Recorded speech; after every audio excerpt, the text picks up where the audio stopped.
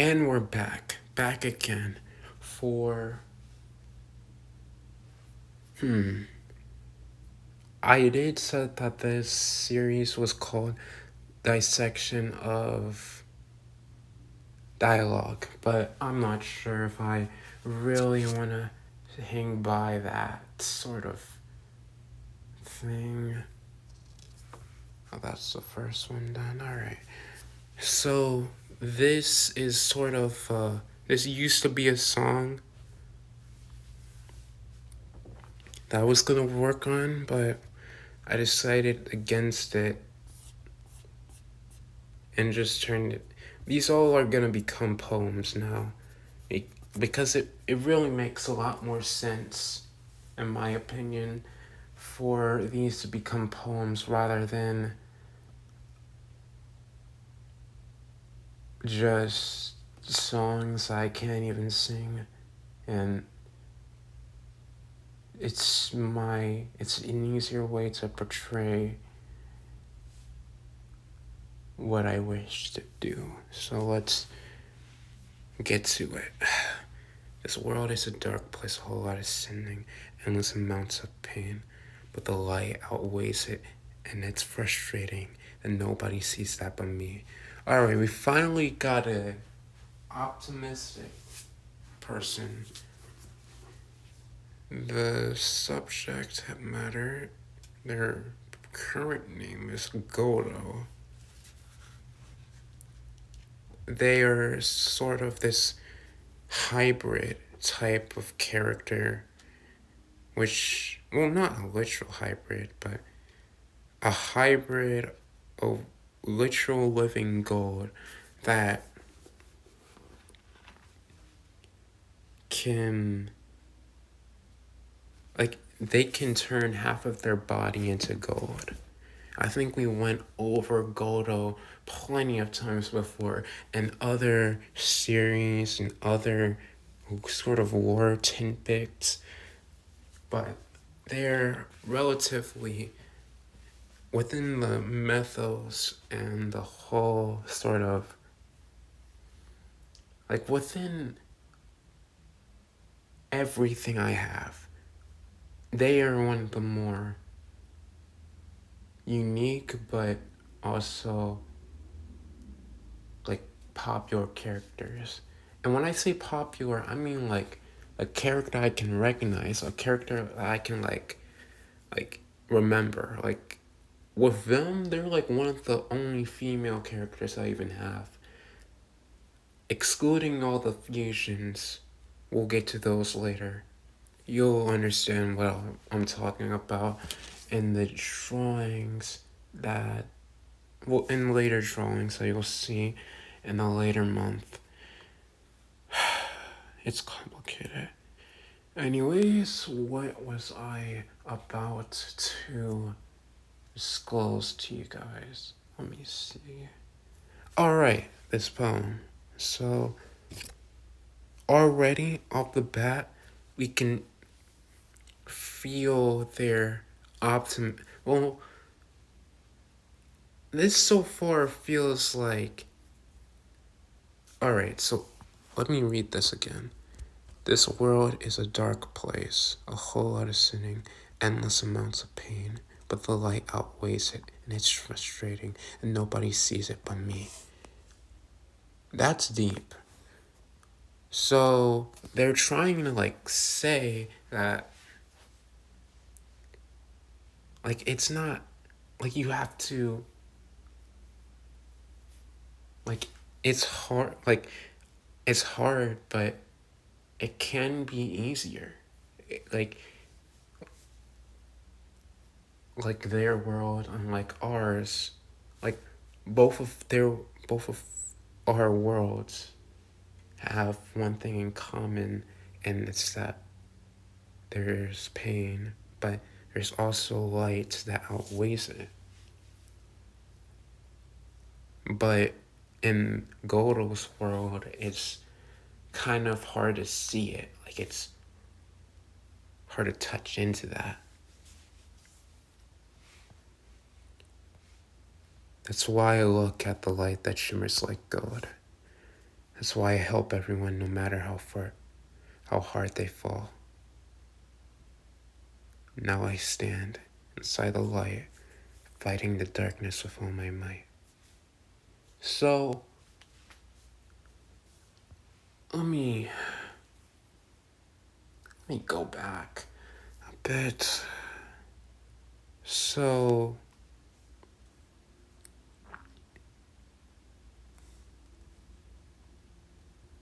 that's why I look at the light that shimmers. That's why I look at the light that shimmers like gold.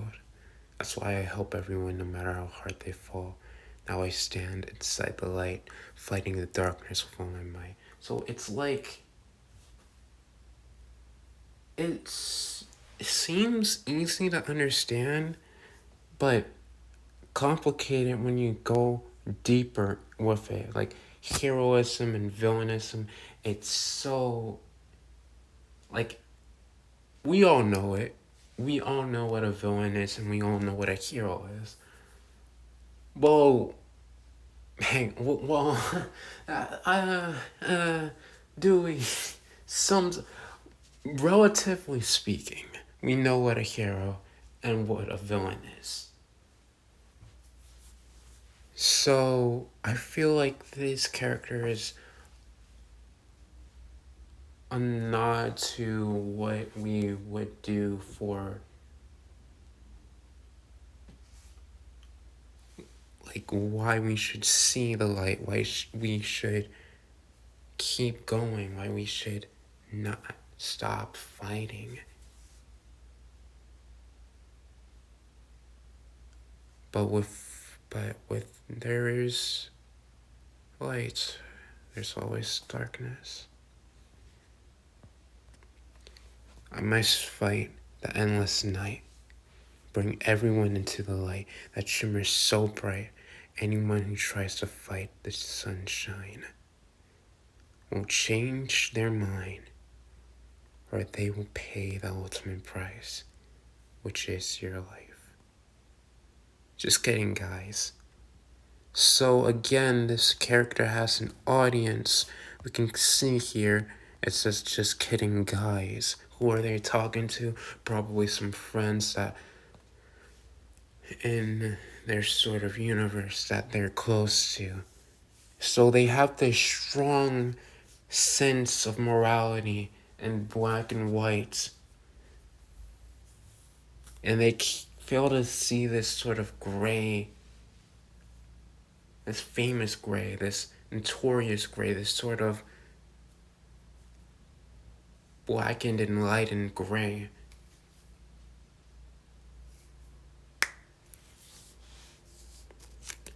They just want to see the white side of things. They want to see the good side of things. They want to see everything be like, they want to see a world of light. They want people to look at the light and stare into it. But you know what happens when you stare at the sun for too long? It hurts your eyes. So I feel like that's a little bit of a nudge, like to what this sort of, like, it's a metaphor, you know? It's a metaphor of, like, you can't, like, there's no perfect, right? Even with, like, you can make a perfect character. It's not gonna be a fun one, though. Well, it could be a fun one. But we're never gonna, like, it's not gonna be, what's the word? Like, you know why Iron Man is more, like, relatable than people like Superman and Batman? Well, no. No, Hawkeye. Hawkeye's the best example of this. Hawkeye's more relatable than people like Batman, Superman, Green Lantern, The Flash, Wonder Woman, because you're never gonna be any of those guys. Come on. Who's gonna be like that? Who's gonna be running at the speed of sound or casting green stuff. You get my point. While Hawkeye is just a man with a bow, he is, relatable. You could see yourself doing that, and that's the point. You're not supposed to be like, you're supposed to relate with him. You're supposed to understand why he keeps on doing this. And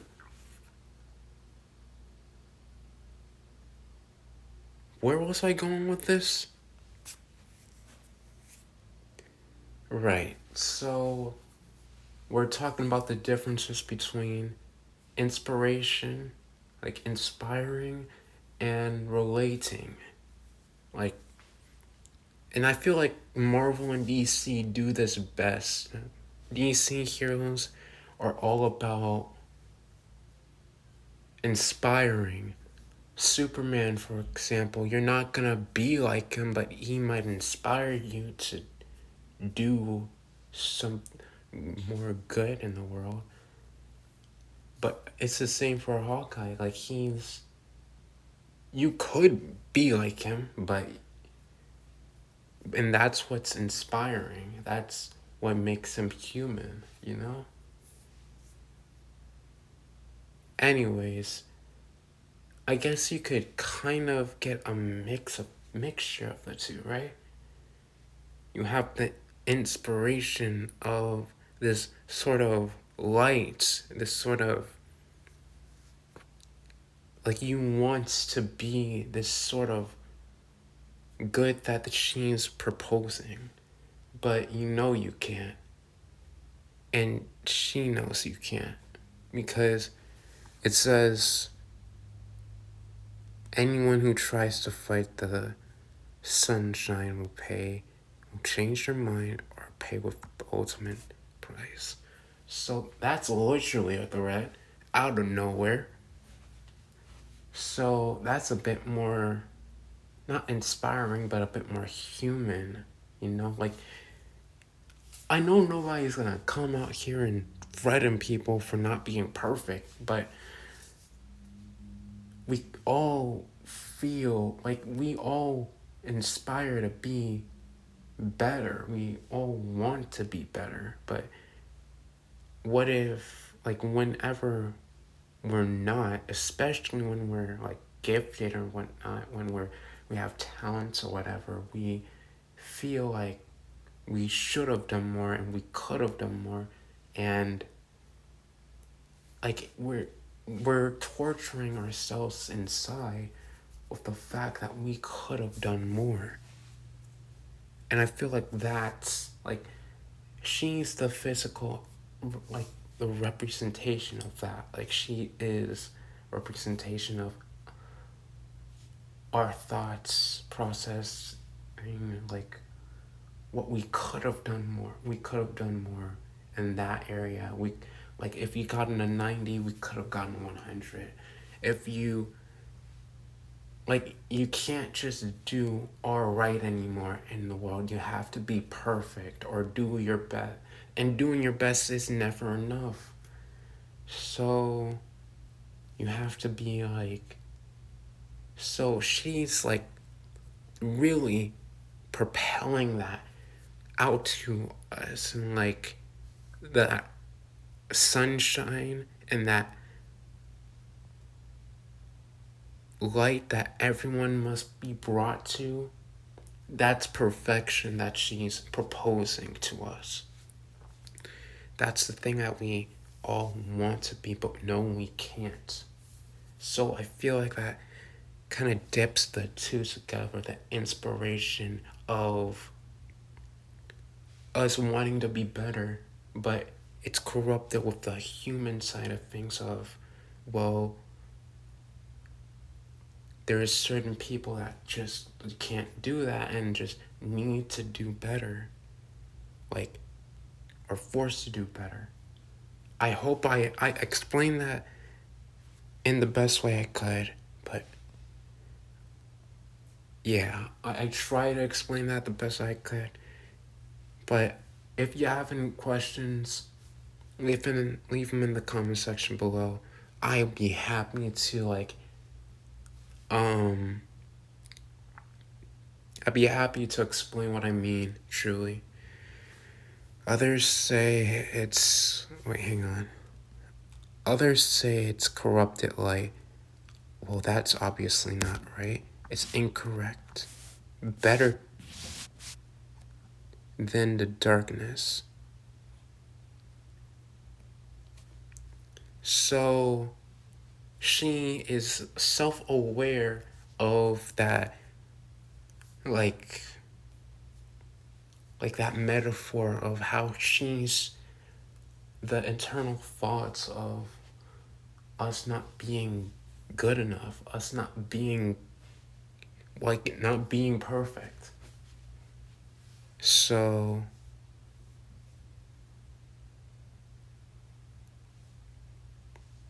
but she still denies that she denies it, right? She says that it's better than the darkness, and I guess that darkness is being imperfect, right? I mean, light and dark, perfection, and what human? What is that darkness could be a lot of different things, like humans. What if we're the darkness? I mean, you can bring a shadow to, once you bring a person to light, there's always going to be a shadow. That could be a nod, you know?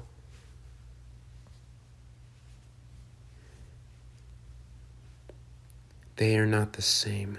One only wants to cause agony and the other wants to stop the pain. So again, with this black and white sort of message behind it, how it's supposedly better, and how it's not corrupted, but it's perfection is kind of corrupted in itself, if we really think about it. If perfection, if you're perfect, right? You can do anything. What's the point of growing? There's no incentive of growing. There's no incentive of being better. No incentive of doing better because you're perfect. Isn't that it's not bad at all, but it kind of, what's there left? If you're perfection, then what's left in 1 year, 5 years, 10 years, 100? You lived a life where, you didn't even live a life. If you're perfection, then how does perfection live? That's the question of today. Even if there's bloodshed, there's some bloodshed. Don't paint the light as the enemy when it's actually the opposite. No matter what, the light must prevail. So it's this, again, with the black and white symbolism.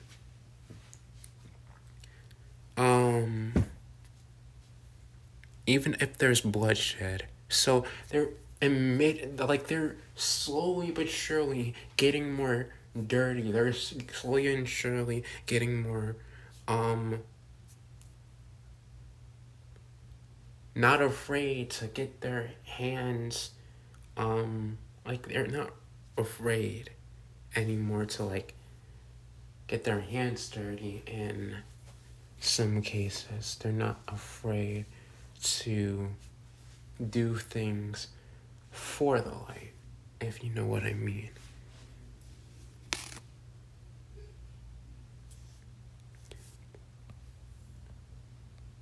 Even if I have to use some dark methods. So I feel like we should also ask the question on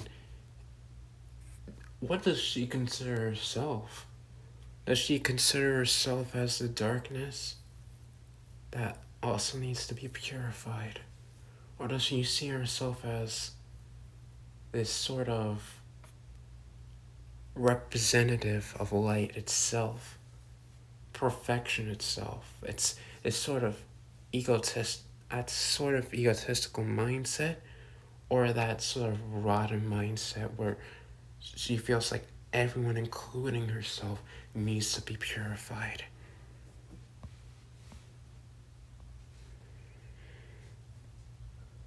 I know I'm not the same as all of you. That doesn't mean my will to help all of you will not accrue. Let me just cut that out. So,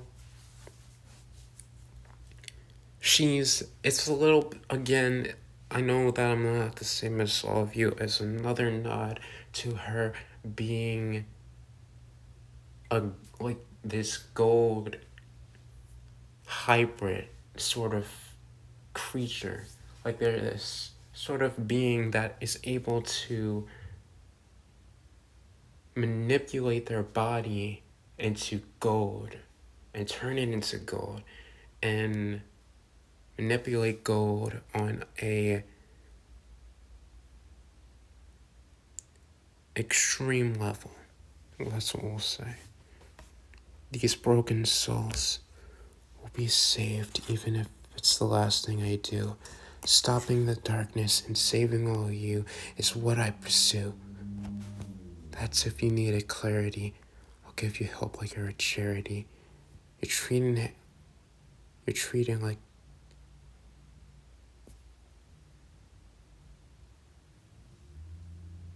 you're a charity. You're treating the darkness. Oh, the irony. I'll give you... Okay, what am I trying to say here? Alright, these broken souls will be saved even if it's the last thing I do. Stopping the darkness and saving all of you is all I pursue. That's if you need a clarity. I'll give you help like you're a charity.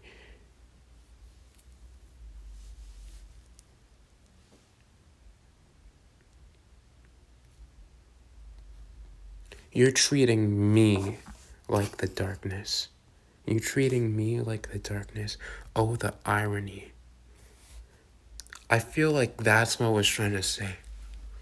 So, most of this is like re-establishing what we already know, that she truly thinks that we need to be better and we need to be purified, like we need to be perfect or whatnot. And that's probably including her. That's if you need a clarity. I'll give you hope like you're a charity. You're treating me like the darkness. Oh, the irony. How did the darkness corrupt everyone? It's so unfortunate for me. I got to at least get the majority to achieve ultimate peace.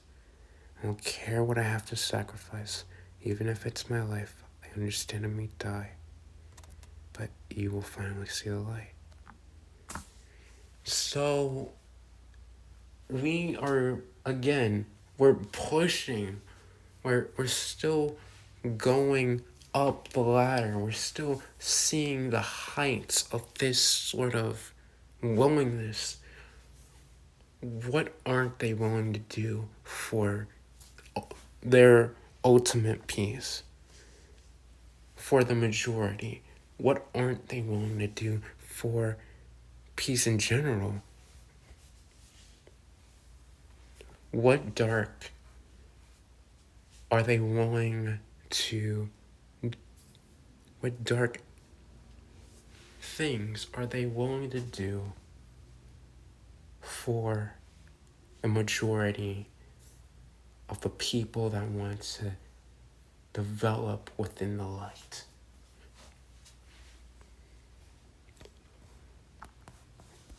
Then it's alright.